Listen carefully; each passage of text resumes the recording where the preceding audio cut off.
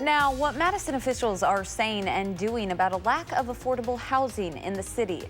And the latest from a nightclub collapse in South Korea where 4 American athletes were injured. Plus, kids are getting ready to head back to school with a little help from local law enforcement. From the Channel3000.com Alert Center, this is News 3 Now at 6. Thanks for joining News 3 Now at 6. I'm Amanda Quintana. We start tonight with a tragic accident in the town of Dane. Dane County officials say a boy was trampled by a cow last night. The Dane County Sheriff's Office says dispatch was called just after 11 last night. We don't know the address of the incident, but Madison Dispatch says an injury was confirmed at the scene. We are working to figure out the condition of the boy. You can continue following this story on our website, channel3000.com. Let's get a look at your first alert weather with Dave Caulfield out on the patio. Dave, you can definitely feel that humidity. It's back. Yes, and it's trying to spark a few showers and thunderstorms this evening. The chance is definitely there across southern Wisconsin. So far today, it's actually been pretty quiet on Doppler track. High resolution Doppler showing a few storms trying to form across eastern Dane County and Jefferson County right now, but nothing to be too concerned about at the present time. We'll continue to watch that radar like a hawk, though, over the next few hours because there is enough humidity to spark some stronger thunderstorms. Madison on the WISC-TV Skycam, we can see some of those cumulus clouds starting to build as we take a look to the south there. Temperatures are in the mid-80s across much of southern Wisconsin, some upper 80s as well, like in Janesville and in Milwaukee, both at 88 degrees. You kind of see where that batch of clouds is, some slightly cooler air right now.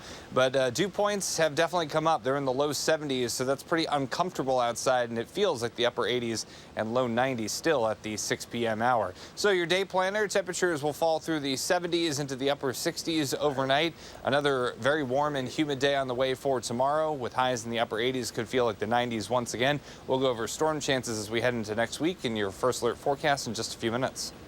Thank you so much, Dave. More local news now. Madison Mayor Satya Rhodes Conway says the city is facing an affordable housing crisis, with 50% of residents paying more than a third of their income towards housing costs. Gabriela Becerra joins us with how city leaders are teaming up with Habitat for Humanity to tackle this issue. City officials, including Mayor Rhodes Conway and Police Chief Mike Koval, picked up a hard hat and a hammer today to volunteer alongside Habitat for Humanity, an organization that builds homes and helps families become homeowners.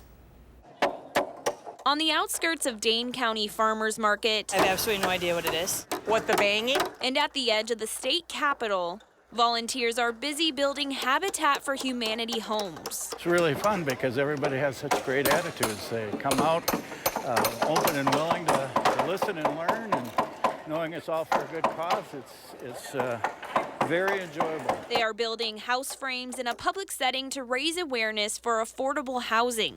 Anything that's going to produce more affordable housing in Madison, I'm interested in supporting. Mayor Satya Rhodes Conway says the city needs to be producing housing for all levels of affordability. Half of Madison residents are housing cost burdened in some way, and that, to me, is just absolutely unacceptable. Chief said they're perfect.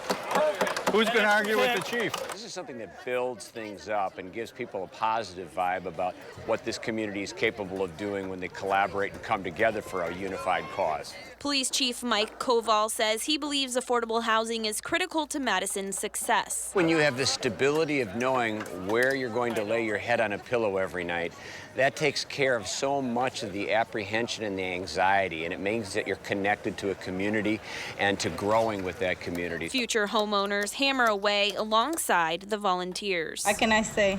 Thank you for making my dream true. House is a home, and it's like half of our life or more we're going to spend in this house.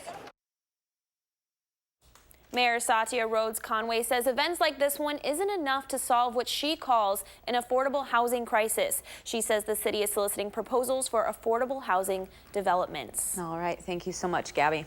3 boys were detained after hitting something with a stolen car, then running away. Police were dispatched to the 2600 block of Ravenswood Road at 3 o'clock after reports of a car being driven erratically. The car's tires were squealing and it had crashed into something. Officers found a boy who matched the description of one of the suspects running on Tottenham Road. A K-9 led the officers to a house on that same block where 3 boys were detained. A 12-year-old was released without charges, while the 14 and 15-year-old boys were sent to the Juvenile Reception Center. Police are looking for a Sauk County Huber inmate who escaped on Thursday. Officials say 38-year-old Caleb Turner was released from the Huber Center for groundskeeping work outside the jail. Then Turner left without permission and didn't come back. He was scheduled to serve a 6-month commitment after he failed to pay child support. Police say he does not pose any threat to the public, but anyone with information about his location is asked to contact their local law enforcement agency. A New York father is facing 2 counts of negligent homicide and manslaughter after his 1-year-old twins were found dead inside a hot car yesterday. Police say the father, 39-year-old Juan Rodriguez, forgot they were in the car and went to work, leaving them alone for 8 hours. Rodriguez worked a full day at the VA hospital in the Bronx, about 2 blocks away, before returning to his Honda sedan to find the 1-year-old boy and girl motionless in the back seat. He's going crazy. He didn't know what he's gonna do. He was hands on the top of the head and he said, oh my God, oh my God. According to the National Safety Council, on average, 38 children die in the U.S. each year after being left in a hot vehicle. Police sources say, considering the father's mental state when officers first arrived, investigators believe this was an accident. President Trump is going after another prominent Democratic minority lawmaker on Twitter today. He wrote that Representative Elijah Cummings' Baltimore district is, quote, far worse and more dangerous than conditions at the southern border. He went on to refer to the city as, quote, disgusting, a rat and rodent-infested mess. The tweets come after a July 18th congressional hearing where Cummings slammed acting Homeland Security Secretary Kevin McAleenan over border conditions. The congressman responded to Trump's tweets shortly after, saying he goes home to his district every day. Cummings is the chairman of the House Oversight Committee, which has launched a number of investigations into the Trump administration. At least 2 people were killed when the upper floor of a nightclub collapsed in South Korea last night. It's believed as many as 16 others were injured, including 4 American athletes who are among those competing at the World Swimming Championships. CBS News' Kenneth Craig has more. Chaos erupts inside a South Korean nightclub as dozens appear to hold up an internal balcony as it's collapsing. 2 South Korean men were killed when the structure suddenly came crashing down onto the crowd below. More than a dozen others were injured, including 8 international athletes competing in the World Aquatics Championships in Gwangju. Players from the U.S. men's and women's water polo teams were celebrating the Women's World Championship victory against Spain the day before. American Kaylee Gilchrist of the women's water polo team suffered a deep leg laceration and underwent surgery at a hospital in Gwangju. 3 of her U.S. teammates are recovering from minor injuries. FINA, the international governing body for aquatic sports, says it is monitoring the situation and providing assistance as needed. Police say they detained one of the nightclub's co-owners and summoned 3 other officials to investigate whether the balcony was an unauthorized structure. Former Boston Red Sox slugger David Ortiz has been released from a Massachusetts hospital nearly 50 days after he was shot in the Dominican Republic. A Red Sox spokesperson confirmed that Ortiz has been released and there will be an update on his condition early next week. He was shot June 9th at a bar in Santo Domingo while sitting at a table with a friend who was the target of the shooting. Ortiz's wife, Tiffany, says he's undergone 3 surgeries for complications resulting from that gunshot wound. Police say they have arrested 14 people in the case, including the suspected gunman. Coming up next on News 3 Now at 6, a look at how farmers in southern Wisconsin are dealing with trade tariffs, why they're hopeful a deal can come soon.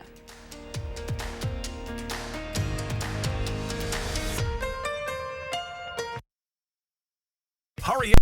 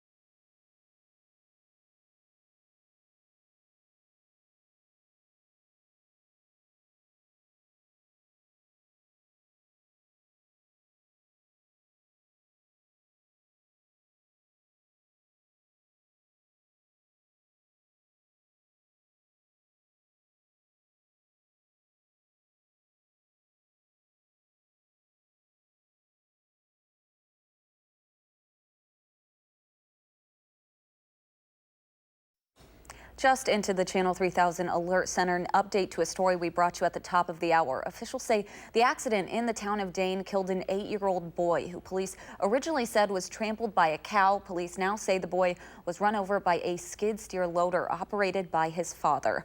Officials say the boy sustained life-threatening head trauma and was pronounced dead at the scene.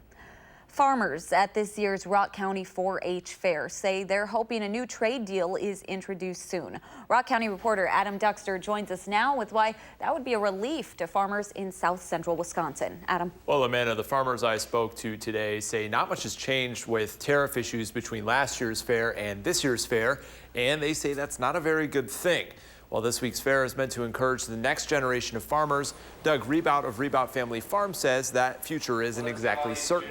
Well, the United States and Canada and Mexico can work out a new trade deal with one another. It's disappointing and depressing because we're hoping that these trade deals get done because we want to get paid the prices of what our products are worth. And until these trade deals get done, we're not getting that money, and it's starting to hurt a lot of farmers. Rebout says he's hoping a solution could come sometime soon, but adds it's going to take a fair amount of work to make that happen. Coming up tonight at 10, we'll take an even closer look at how these tariffs are impacting farmers in south central Wisconsin. All right. Thank you so much, Adam. Happening today, students got a $300 shopping spree with Fitchburg Police in the department's first ever back to school with a cop event. School guidance counselors from Madison and Verona school districts selected 9 students to shop with police at Target today. The counselors chose hardworking students whose families struggle financially. The kids were able to pick out back to school supplies like pencils, notebooks, and new clothes. While the event offered students new school supplies, it offered police an opportunity to form a positive relationship with the community. It opens up those lines of communication and builds trust between police and the community, which is what we are trying to do as an organization, as a police career profession. Families were encouraged to join their child and their appointed police officer to ensure all school supplies were purchased. Still to come on News 3 Now at 6, how today's Monroe Street sidewalk sale is benefiting local businesses in more ways than just profits. And most of us have avoided the showers and storms so far today, but that may change later this evening. I'll have your full forecast coming up next. Ashley.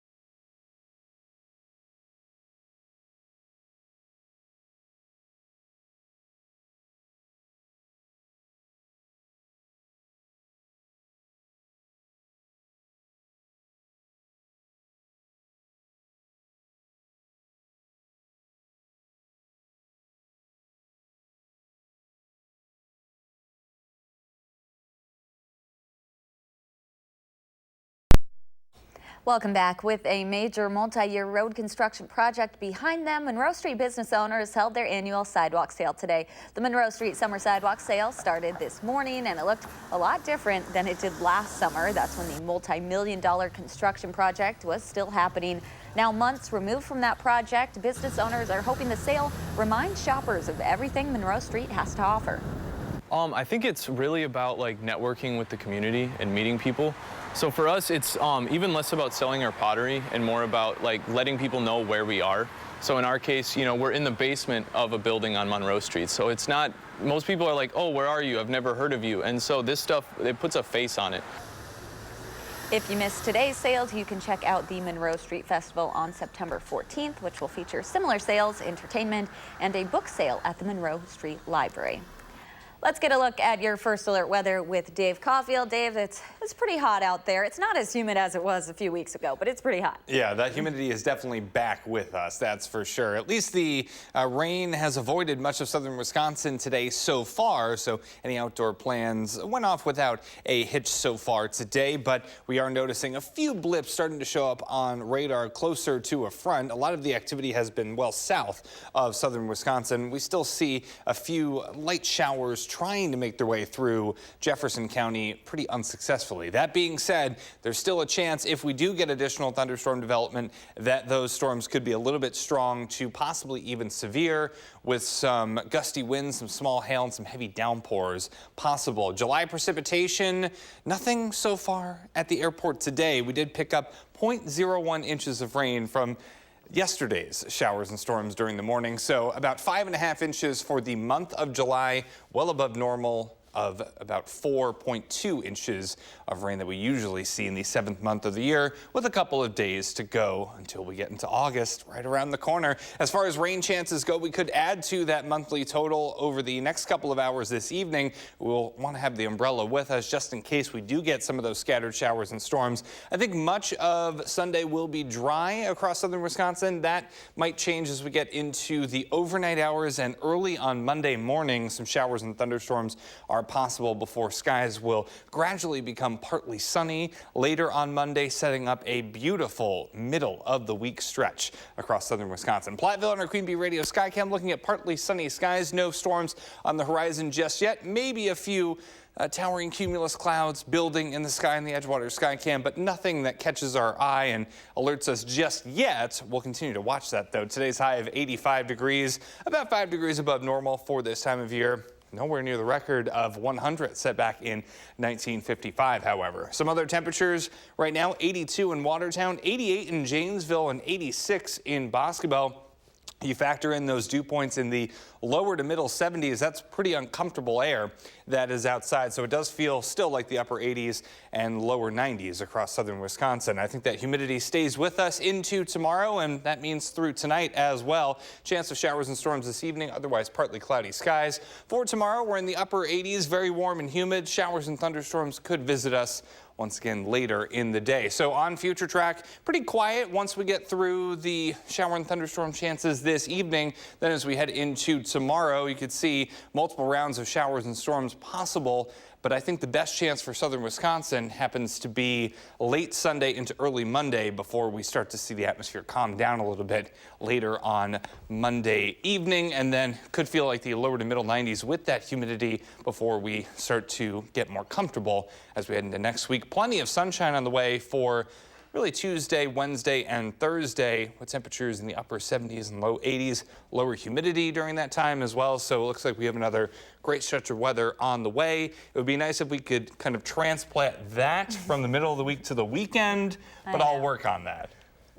Let me know how that goes, Okay. Dave. We'll see if we can just keep doing that all year. Thanks so much. Still ahead on News 3 now at 6. New head coach Matt LaFleur making some changes right away in training camp. That story next in sports.